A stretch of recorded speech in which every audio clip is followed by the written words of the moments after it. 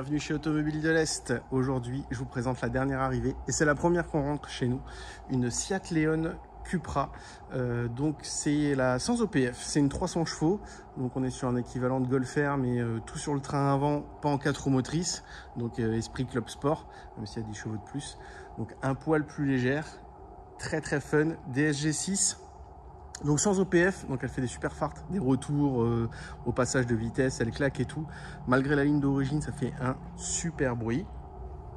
On va découvrir cette voiture, on va d'abord faire le tour esthétique, voir s'il y a des petits défauts, des choses comme ça, checker les pneus, les freins, les jantes, même si la voiture revient du CT qu'il n'y a rien, donc je pense que tout est OK. Après, on va checker l'intérieur, l'état des sièges, et après, on va bien sûr regarder tout ce qui est niveau options, parce qu'elle est vraiment super bien équipée. En plus, c'est un beau petit bleu, je sais pas si ça s'appelle bleu royal chez Seat ou aucune idée. Si vous savez, mettez-le dans les commentaires, ça m'instruira, ça me fera pas de mal. D'ailleurs, merci à ceux qui mettent des petits coms parfois, qui me rectifient gentiment. D'ailleurs, j'apprécie beaucoup. Cupra Leon, donc c'est vraiment la première qu'on rentre. Je l'ai testé là, la voiture vient d'arriver. Très fun, très sympa. On est vraiment sur l'équivalent d'un club sport sur la Golf GTI. Je trouve même qu'il y a des choses qui sont un petit peu mieux faites, parce que celle-ci a le virtual et il est vachement plus cool que sur les GTI. On peut les mettre en full screen. Nous ici maintenant on l'appelle le petit Léon parce qu'elle a 3 portes. Et référence au sniper pour les cinéphiles, ils reconnaîtront la ref. Enfin, les vieux cinéphiles comme moi, pas les nouveaux. Si vous avez la ref, mettez-le dans les commentaires, ça me fera sourire. Bon allez, on part tout de suite, on va faire le tour esthétique de la voiture. On va commencer par la face avant. Alors déjà, elle a une petite lame souple. Faut pas avoir peur de frotter puisque c'est une lame complètement caoutchouc. Donc c'est sans risque. Ça, vous pouvez le frotter partout. De toute façon, elle passe à la hauteur d'origine.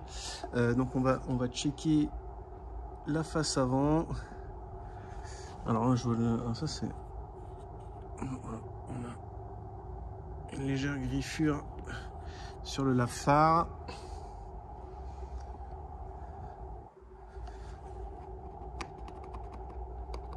La voiture n'est pas encore passée au lavage. Hein. On a juste mis un coup de flotte dessus, histoire de la décrasser de la route. Je vais essayer de la décaler.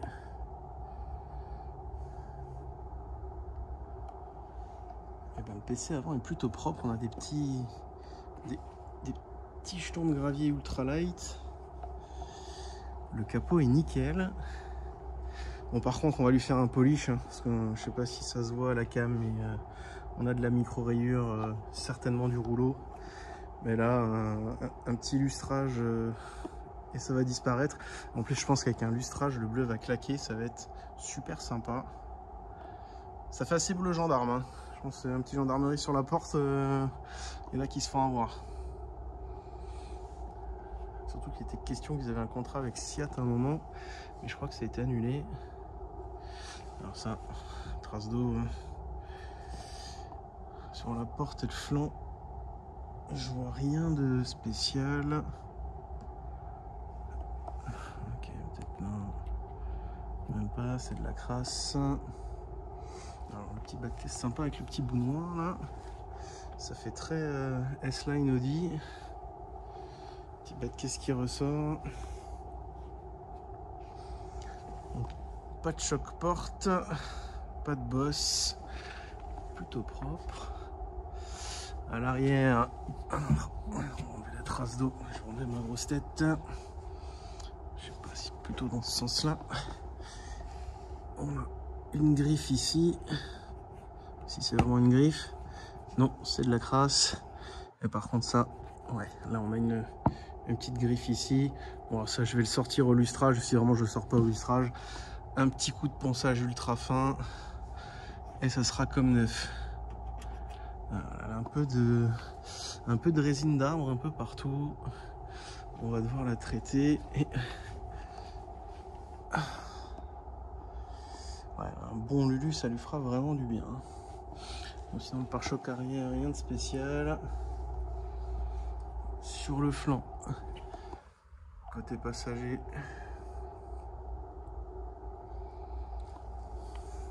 pas de coup de porte. Même les bords de porte sont propres, oui ça c'est sûr. Ils sont propres. Rien sur l'aile avant.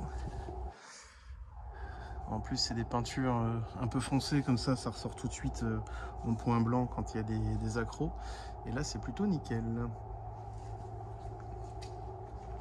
Bon, bah pour le tour de caisse c'est bon. On va checker tout ce qui est pneumatique, jantes et freins. Et après on fera l'intérieur capot qui doit d'ailleurs être dégueulasse. Je ne l'ai pas encore ouvert mais je m'attends au pire. Allez, en tout cas c'est parti pour les jantes. Alors pour l'avant, là sur les pneus avant on est sur du pneu hiver qui est en bon état d'ailleurs. Je vais le mesurer. Hop. En direct, on est à 10, donc moins 0,6 à cause du témoin, donc on est à 9,4, donc le pneu est quasiment neuf. Par contre c'est un M+S, donc un Mud & Snow, c'est vraiment c'est un pneu hiver. On va commander 2 pneus avant neufs en été, parce qu'on peut pas les laisser en pneu hiver, la traction est pas folle, enfin bref, autant lui coller deux étés, et du coup ceux-ci seront fournis avec la voiture pour l'hiver. Au niveau des disques, alors il y a un petit déport, mais ils sont bons. Les petits étriers Brembo. D'ailleurs, il y a des cales qui ne sont pas intégrées, des cales de 1. Je pensais que c'était quelqu'un qui les avait mis dessus. Je les ai fait sauter, j'ai remis les jantes. La jante touche l'étrier. En fait, on voit avec la cale, ça passe tout juste entre l'étrier. Ah, bien joué. Elle doit dégueulasse. Ça passe tout juste entre l'étrier et la jante. Donc les cales sont avec. Je savais pas. Alors je pense que c'est spécifique peut-être au 300. Elle a les mêmes disques que sur les Mégane RS, Astra OPC, 308 GTI. Donc c'est le même type. Donc c'est vrai qu'ils sont assez imposants. Et puis avec ces magnifiques étriers Brembo, parce que justement c'est un pack perf. Putain, je sais pas si on dit pack perf chez Seat. Tant pis, vous allez m'engueuler dans les commentaires, mais c'est pas grave. En tout cas, c'est un pack quelque chose. On le mettra dans l'annonce. Il me semble que c'est un pack perf. Je suis désolé, hein, je connais pas Seat, c'est tout frais, on commence. Hein.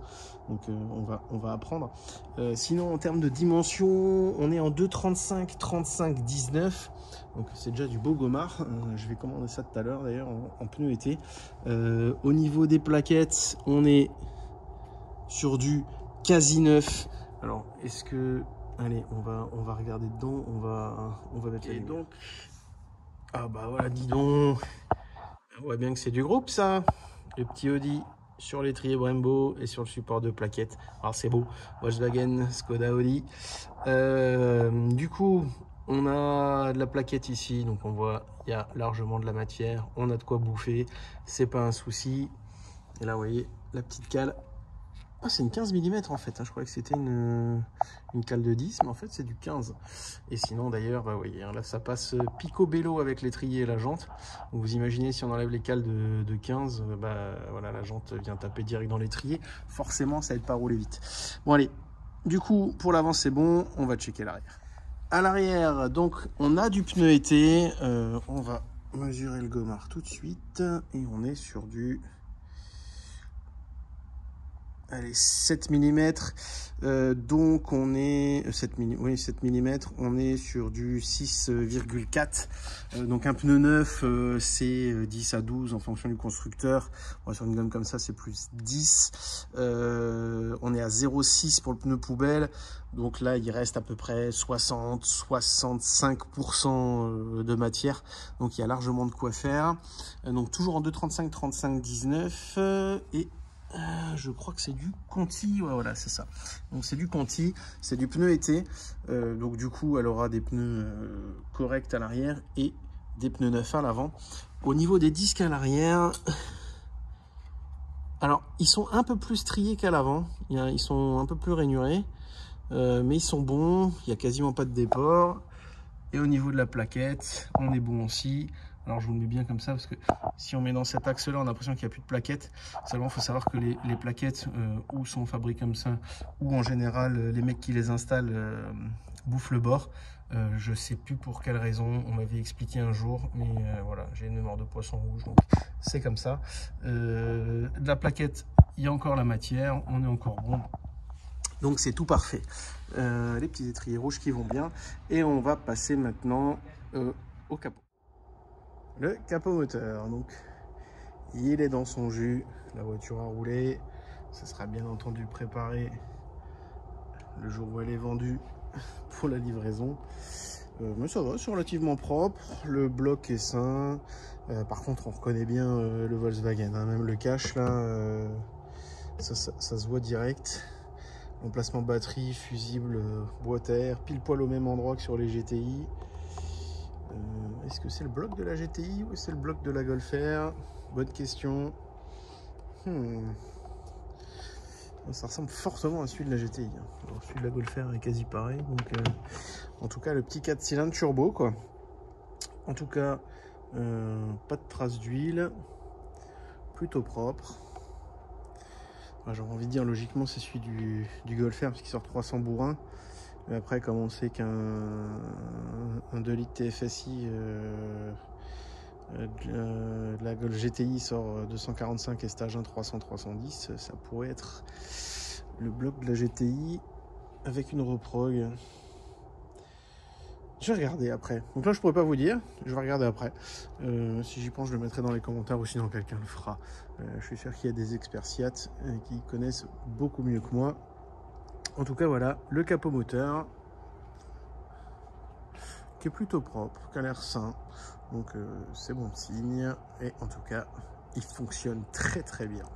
Bon, allez, on va checker maintenant l'esthétique intérieure et après on fait les options. Alors, pour l'intérieur, pareil, la voiture est vraiment dégueulasse. En plus, c'est de l'Alcantara, je vous raconte pas les traces que ça prend. Et elle sera bien entendu nettoyée comme neuve quand elle sera livrée. Je vous demanderai d'être indulgent sur des petites traces et compagnie. Sinon, on va pouvoir quand même checker l'esthétique. Le petit bandeau lumineux bleu qui actuellement propose 9 ou 10 couleurs, je crois. Donc dans l'habitacle et sur l'écran du compteur, ainsi de suite. Et là, on va avoir notre équipementier. Non, c'est Mehdi qui nous fait ça, qui est un pro Volkswagen, Seat, Skoda, Audi, sur tout ce qui est installation d'options ou comme les caméras, ce genre de choses là. Et qui sait programmer ça et qui va nous mettre du coup 30 couleurs dispo.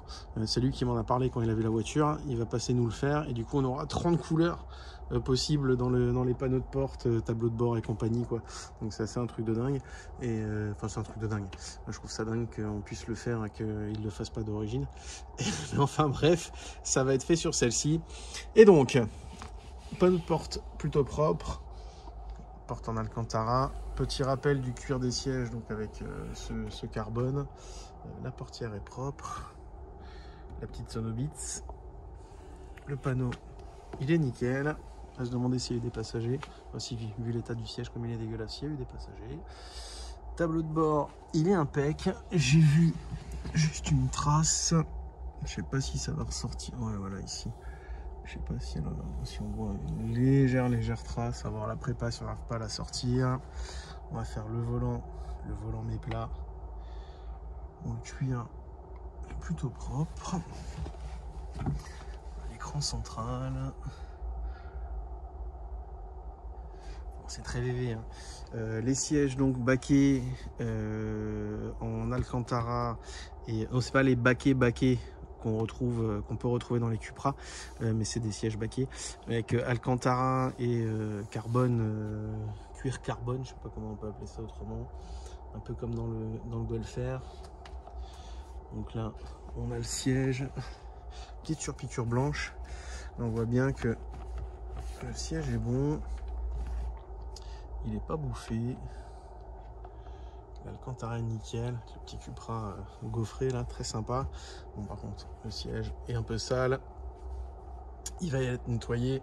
Ça, souvent, et je vous le donne, ne le faites pas. Ça, c'est quand on cherche de la bouffe au McDo ou dans d'autres trucs, hein, Quick, Burger King, ce que vous voulez. Les sachets bien gras ou dégueulasses, mais ça sur le siège au lieu de par terre. Et l'Alcantara, ça pardonne pas. Donc là, on va passer l'injecteur, extracteur, produit et brosse pour ressortir ça. En plus, on a un produit spécial Alcantara. Donc ça tombe bien. Hop. À l'arrière, la petite banquette. Donc pareil, Alcantara, cuir carbone, pas de traces de siège enfant. Donc à mon avis, il n'y a pas eu grand monde à l'arrière. Ah, un trap à ski. C'est exactement, c'est la couloir des golfs quoi, c'est pas possible. C'est exactement, à mon avis, ça se trouve, c'est même les mêmes banquettes. Il y a un beau partage de pièces, je pense. On va juste remettre le siège. On va checker au niveau du coffre. Voilà, 2 tiers, 1 tiers, trappe à ski, petit plancher, c'est exactement la même planche que dans le Golf. Donc le petit compresseur, la petite cartouche de produit pour intercrevaison et le caisson de basse, comme un Dynaudio en fait hein, dans le Golf. Le plastique, oh, il y a une légère petite tracette là, c'est vraiment rien. Sinon c'est plutôt propre. Donc pareil, pas dû vous transporter grand chose. Bon, par contre, la voiture est très sale, je ne te ferai même pas le montrer. Donc, le système d'ouverture pareil. Le petit logo. Le petit logo 300, celui-là il fait plaisir. Côté conducteur. Plutôt propre. Après voilà, les classiques coups de godasse dans le panneau. On va voir comment on arrive, à quel point on arrive à les sortir. Sinon l'Alcantara est nickel. Les touches aussi. On va faire le volant de ce côté. L'écran du virtual est nickel. Voilà le siège, il y a des petits coups de godasse aussi. Et on va au niveau pareil de la garniture, impec. Oh dis donc, pas une trace. Je vais regarder parce que ça me... Tiens la vache, la personne a fait super gaffe, ou ça a été refait, ou il a eu du bol. En tout cas le siège est vraiment comme neuf, il est nickel. Top top top. Bon allez, bah maintenant on va faire le tour des équipements et on va voir un peu ce qu'elle a comme option. On est parti pour les options. Alors on va faire d'abord un petit tour extérieur. Donc comme dit, elle a un pack performance. Je sais toujours pas si c'est performance, si ça s'appelle autrement. On va dire pack perf. Elle a les feux LED Xenon. On a les petits étriers Brembo avec les gros disques. Les vitres surteintées. Le toit panneau. Je rappelle que c'est une 300. Rétroviseur électrique, chauffant, réglable électrique, rabattable électrique. Ça fait beaucoup d'électrique. Le keyless, donc clé en poche. On met la main dedans, elle s'ouvre, on passe devant, ça ferme. L'intérieur Alcantara carbone avec le pack lumière. Donc avec les beaux sièges en Alcantara et carbone. Donc on a voilà les rétros rabattables, les réglages électriques, l'option Beats, donc la sono avec le caisson dans le coffre. On a les feux auto, les anti-brouillard, les pleins feux auto. Keyless, on va la démarrer. Bien entendu, elle a le toit panneau, le GPS, le virtual que je trouve dingue parce que voilà, là c'est un peu le même virtual que l'on trouve dans les Golf, et dans les Golf en fait on peut choisir 2 tailles de compteur, ça se limite à ça. Ici on a un full screen en gardant la vitesse et la vitesse à laquelle on roule et la vitesse enclenchée. Bien sûr on a sur les côtés l'essence et la température. On a un full screen mais avec les infos de départ, de vitesse et de consommation, de date et tout, ce qui est assez dingue. Et voilà, on tourne sur le compteur classique. Donc perso, celui-là, je le trouve vraiment top. Donc Virtual Cockpit, DSG6, palette au volant, mon téléphone. Donc il est vraiment tip top. En plus, on a l'affichage sur les deux écrans en simultané, ce qui est très sympa. On a cette petite touche là qui permet d'accéder au CarPlay. Donc on va venir brancher ici, donc c'est sympa parce qu'il y a deux USB, une prise jack, un chargeur à induction qui apparemment fonctionne et qui en plus maintient le téléphone, donc c'est plutôt bien foutu, contrairement à sa cousine où ça marche pas d'enfer. On a au-delà du CarPlay tout ce qui est radio, médias, bien entendu, téléphone Bluetooth, musique en Bluetooth, ainsi de suite, navigation, trafic, tonalité, donc pour régler tout ce qui est son via le Beats, donc réglage de l'enceinte, du caisson, ainsi de suite, enfin bref. D'ailleurs, je peux juste aller dedans, je suis bien bête. Voilà, égaliseur, subwoofer, Beats Sound Focus, voilà, son de l'écran tactile, on met tout pas, enfin bref, tous les réglages, bah, comme sur sa cousine. On a tout ce qui est véhicule, donc l'affichage sport. Très sympa, donc pareil, il est un peu plus cheap que sur la Golf, mais ça fait le taf. Voilà, kilowatts, G, température de flotte, enfin voilà, c'est plutôt bien foutu. On a le chrono, c'est tout. Ah, on peut changer de vue. Je suis désolé, hein, je découvre en même temps. Non. Qu'est-ce que ça? Ah, ok. Ah, top. Oh, on peut changer. Putain, mais je suis comme un gosse, hein. Il faut vraiment que... qu'est-ce que vous voulez, hein, quand on est passionné d'auto, le moindre petit truc... Ah, ça m'éclate. Ah, on peut changer dans le virtual. Putain, c'est d'enfer. Ah, ok. Vue 1. Vue 2. Vue 3. Guidage non activé. Et sinon, classique. Auto. Ok, on va laisser classique. Putain, c'est top. Top. On a du réglage. Putain, je vais y passer des heures. Les systèmes de mal à conduire, tiens, comme ça on va voir ce qu'elle a. La CC. Donc le front assist. Le line assist. Je l'active jamais. Hein, ça m'horripile. Autant le front assist, ça peut vous sauver la vie. Comme là, le régulateur adaptatif, faites pas gaffe, la bagnole freine tout seul. Le line assist aussi, si vous faites du très long trajet, ça peut vous sauver. Parce qu'à un moment d'inattention, elle reprend la voiture.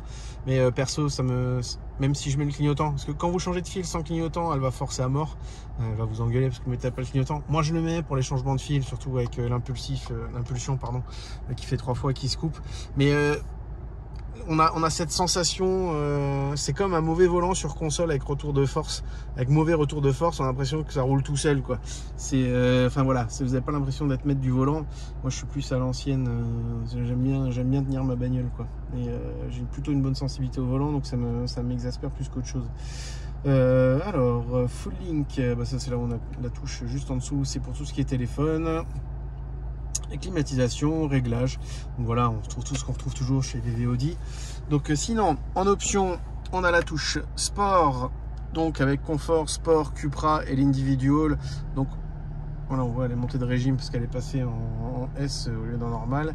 Et en individuel, on doit pouvoir faire les paramétrages. On a DCC, direction moteur, donc le différentiel sur l'essieu avant. Ça, je pense que je sais pas sûr que toutes les Cupra soient équipées. Je pense qu'il faut le pack perf là justement pour l'avoir. Ou alors c'est uniquement quand il y a la CC, le DCC pardon, pour reprendre les termes VV. Je sais pas comment ça s'appelle chez Seat. En tout cas, c'est le même principe. Le start and stop, on peut le couper. Elle a les sièges chauffants, clim auto bisone, radar avant-arrière, caméra de recul, auto hold, je l'ai dit aussi. Elle fait vraiment un super beau bruit. Donc là, le petit kit lumière qui est très sympa. Et donc en fait, on peut changer les lumières dans les portes. Ça change les lumières sur la config du tableau de bord et tout. C'est vraiment très sympa. On va le laisser sur la navi. Voilà, je pense que ça change tout ce qui est bleu, ça change de couleur et tout. Enfin, il y a plein de trucs dans les réglages. Très sympa. Donc j'ai presque envie de dire une full option, mais en général, il manque toujours une option. Mais en tout cas, hop, on va faire un petit tour extérieur juste pour la voir avec les lumières. De toute façon, vous l'entendrez déjà dans la vidéo quand on la voit de l'extérieur.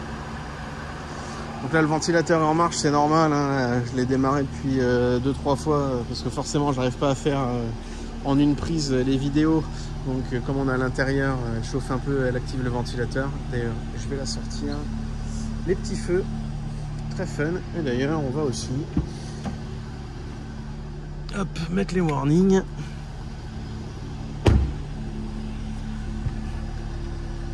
Sympa. Les feux sont vraiment beaux. Autant l'ancienne génération, ah si, elle était sympa aussi. Ah mais là, je préfère quand même. C'est vachement beau. Les clignotants sont top. Et donc ça, en dessous là, c'est les petits anti-brouillards. Allez, on va se les allumer. Et après, et je vous laisse tranquille.